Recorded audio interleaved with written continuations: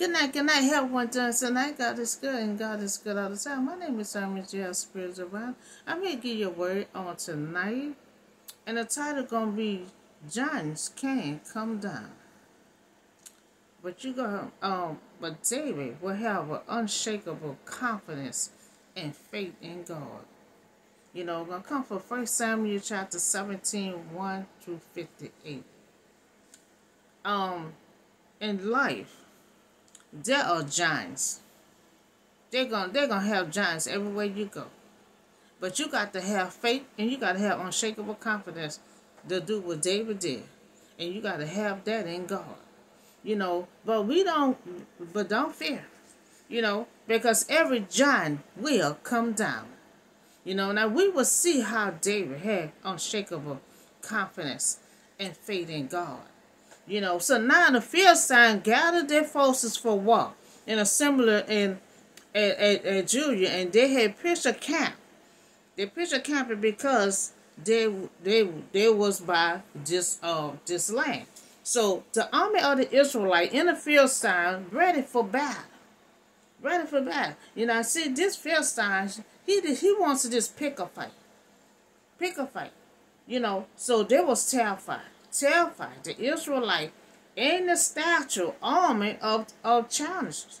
You know, so Saul and the Israelite assembly in camp in the valley of Elah. You know, and threw up their battle line to meet the Philistines. They want to meet them, but the Israelites were terrified.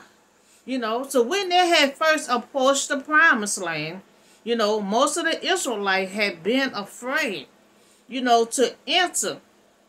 Remember the other ancestors, you know, they was afraid to enter, you know, because of the giant was living there. And you remember the spies had came back and they said, oh, that's too big. You know, the walls and the gates is too big, it's too tall. The people, we gonna look like little cockroaches among them. And so that giant was one of those giants there. Now this giant by 9 feet tall. You know, and the Philistine occupied, you know, one of the hills, and the Israelite another. So with the valley between them. So they're on one side, and this Philistine on the other side, and he about 9 feet tall. You know, so you have the Philistine on one side, the Israelite on another, and they will take their time. Take their time in getting started into a real battle. You know how you get ready to fight someone? They're waiting for who gonna do the first lick. So they're just standing there, the other team standing over there, and they're gonna take a long time before they start fighting each other. So a champion named Galilee, you know, who was from Galilee, who came out of the Philistine camp. So his height was 6 cubits in span. You know, we see the Philistine height, you know, but also Saul was tall. You know, Saul was tall. So you'll think, you know, Saul about to go out there and fight this giant, you know, but you're going to have David, a young boy, going to want to handle this here, you know. So Saul was tall, and you'll think that he'll be a better match, you know, to fight this Philistine, you know, but David will. David will. And so now he had bronze hammer on his head, and he wore the coldest scale armor of bronze, weighing 5,000 scaticum. Now he had to arm it on. He had to armor on, and now the Philistine armor was the metal scale, you know, and his legs. Now he had some bronze on his head. He had something on his legs, you know. Now we see this giant was well dressed with the armor of God on. You know, that his spear staff, you know, was like waving wide, and it iron points. And he had all kind of stuff on. He had so much heavy stuff on, and Israelite always was afraid of this giant. You know, so where they didn't even want into the promised land. Well, you know, the other generation, they want into the promised land. So when they first approached the promised land, this giant was real tall, but Saul also was tall and would not fight that giant. So this giant stood up, shout. Now he ready to fight someone. You ever had someone just want to fight you for no reason? This giant just want to fight for no reason. He's shouting for the top of his lungs. Somebody come out here and fight me. You know, he just want to fight. You know, Serena is Israel. Now, why do you want to come out and line up for battle?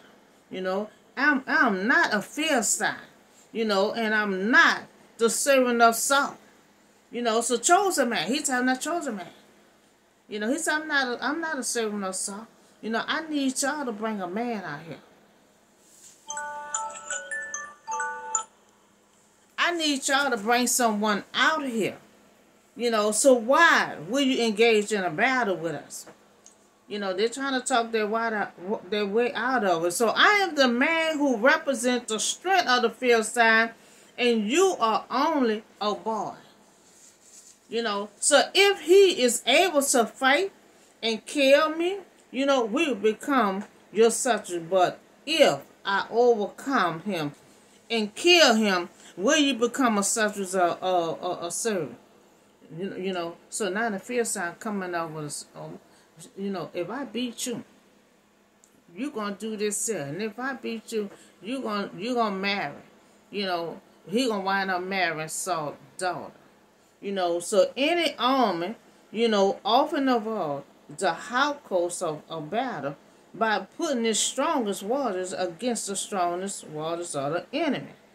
Now, this giant had a definite advantage against David because David was a young boy. David was a young boy. He about 9 feet tall. You know, so David from a physical standing point, but this giant didn't realize that in fighting David, he also will have to fight God. Because God gonna be in that ring too. You know, he just don't know. That might look like a little boy, but he gonna have some protection along with him. So then the Philistine has said, this day I defy the army of the Israel, and give me a man, and let us fight each other. Now, he just feel like fighting someone. You know, give me someone so we can fight. So we can fight, you know, each other all day long. You know, so where Saul had challenges and fight this giant, he detained them until they bring the man out. Now, he just want to mess with someone until they bring someone out. You know, until they bring someone out. You know, so on hearing the Philistine words, and Saul and all the Israelites were dismayed and terrified. You know, the Saul and the Israel were dismayed and greatly afraid. You know, but not one of them accepted the challenges to fight. Now, this big old giant he just shouted, I want to fight someone. Bring someone out. No one offered to fight this giant. Even Saul, he tall. You know, so now David was the son of Jesse, now who was from Bethlehem and Judah. Now Jesse had 8 sons, you know, and Saul time that he was very old. You know, Saul had saw that David's daddy was real old. Now Jesse was old and ranked among old men, but he was unfit for battle, but had 8 sons. You know. So now, he at his age now, you know, because he used to fight all the time. But he have 8 sons, you know, so he can't do it. But he sent his 8 sons over there to fight. You know, so Jesse's 3 oldest sons had followed Saul, you know, to the water. Now, the first one was born to Eli, you know, and second, and the third one. So he have 3 oldest brothers. Now, Jesse's 3 oldest sons followed Saul to the battle, you know, being zealous and well deposed and defended their king and country. You know, now David was the youngest. David was the youngest. Remember, God had another David among all his brothers, and he was the youngest. You know, and the 3 older followed Saul. Now, Jesse's son was the only one who was brave enough to fight this giant. Jesse's son was the only one brave enough to go say. When Jesse had his oldest son, they ain't complain. They ain't say, "Oh no, I'm not going to do it." They was willing to do it. Now his son is the only one is willing to fight this big old giant. You know, but David had went back and forth and Saul to tend his father's sheep. He was going back and forth. He still he was helping his son, helping his dad with the farm, the sheep and stuff. But he also was helping Saul at the same time too. You know, so we see that David still go home time and time and help his father with the sheep. For 40 days, the Philistine had came forward every morning, evening, and took his stand. Not for 40 days. Now for 40 days, he going backwards and forward, still waiting to fight someone. You know, so there was camp on the opposite side of the valley. You know, with the sheep, with the steel wall. You know, disadvantaged at the beginning of the battle, and probably suffered great consequence. You know, the east side was waiting for the other to attack first. That's just like children. That's just like children. They're on one side, they're on that side, and they're just ready. Who gonna pass the first leg?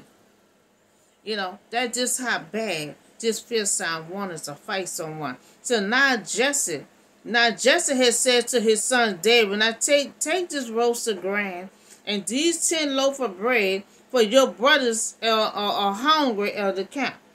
You know, the older brother, the father wants to send food to him, and then, you know, they're gonna get mad because David gonna be the one sending. Now take along these 10 cheeses to the commander of their unit and see how the surface of them. You know, so the father had told David, "I need you to bring some food to your oldest brothers. They're fighting in war." Now if they're fighting in war, how they gonna have time to stop and eat? You know, and so he gonna get the food to David to bring to them. But then the brothers gonna get mad because they're gonna think David is over there to spy on them. You know, so early in the morning, David had left the flocks and care for the shepherd, loaded up, and still taking care of the sheep and everything, and then took the food to try to bring it to them. Now they posted, well, you know, right now they're standing side by side, you know, waiting to see who gonna hit first.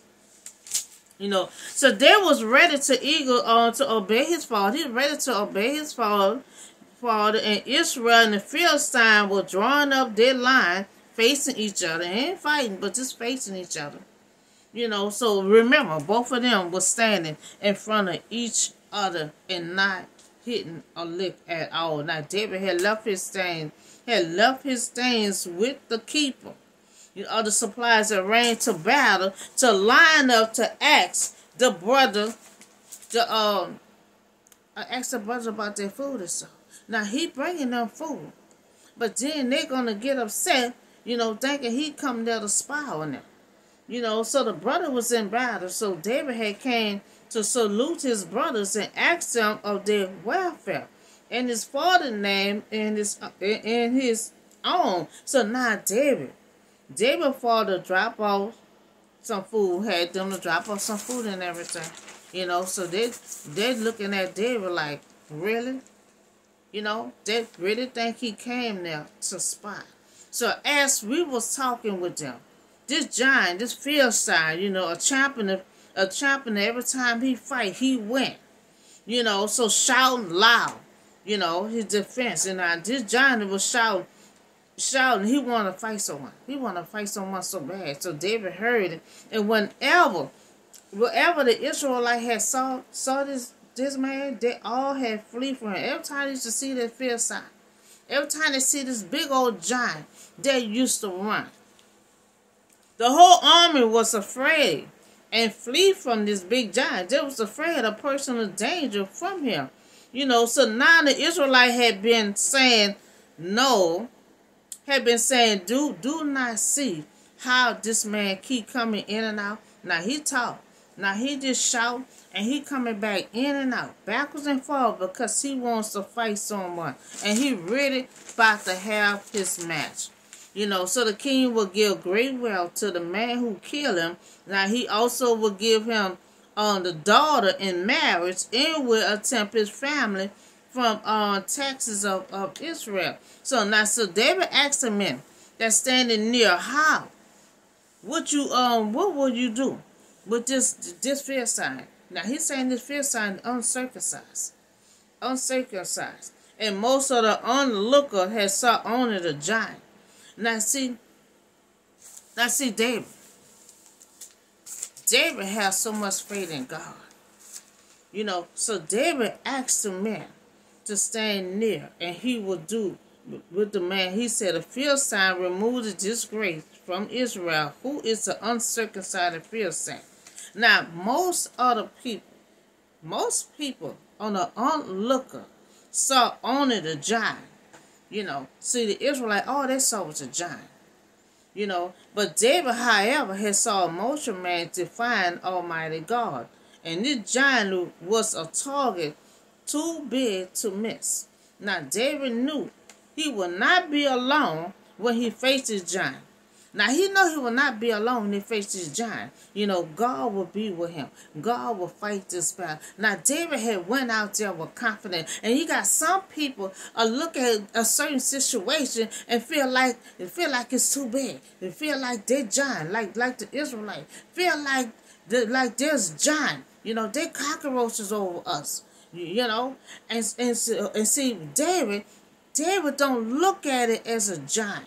You know, David look at it as something natural to him, because you see David fight animals, sheep and all that with his hand.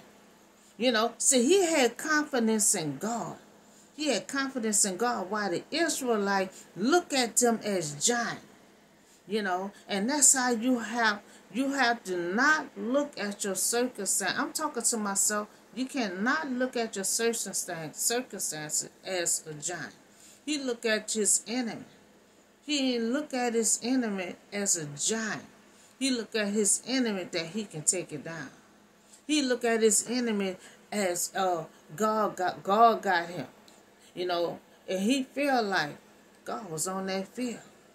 You know, he feel like God was on this field, because Saul gonna try to dress him with all that stuff on, because you know this giant had the armor of God on.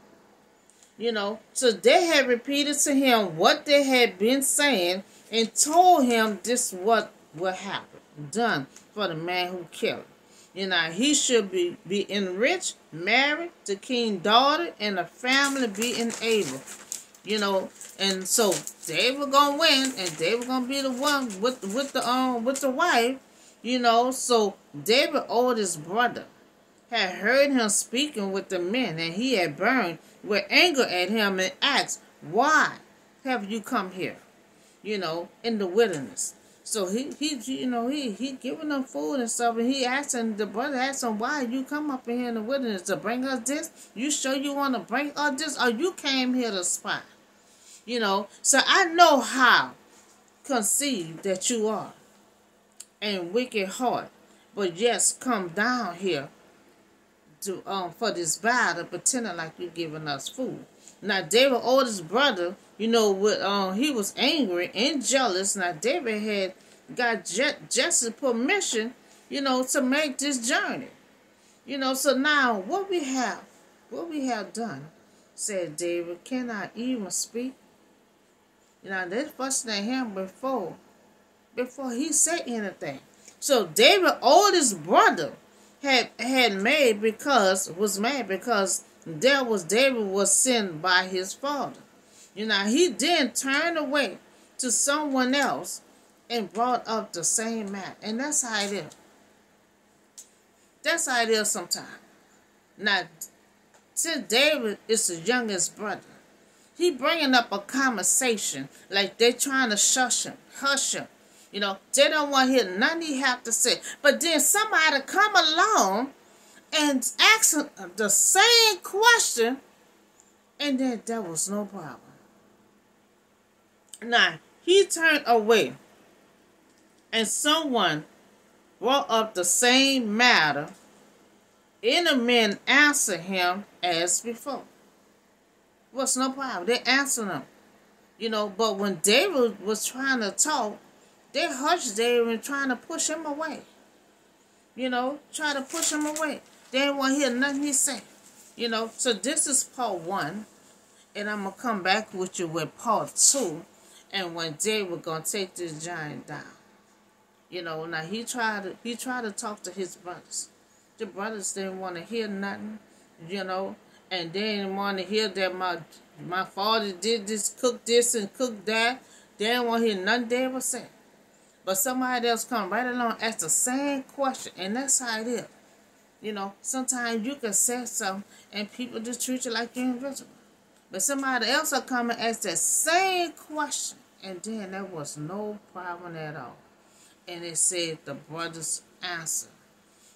So I'm going to come back with you with part 2.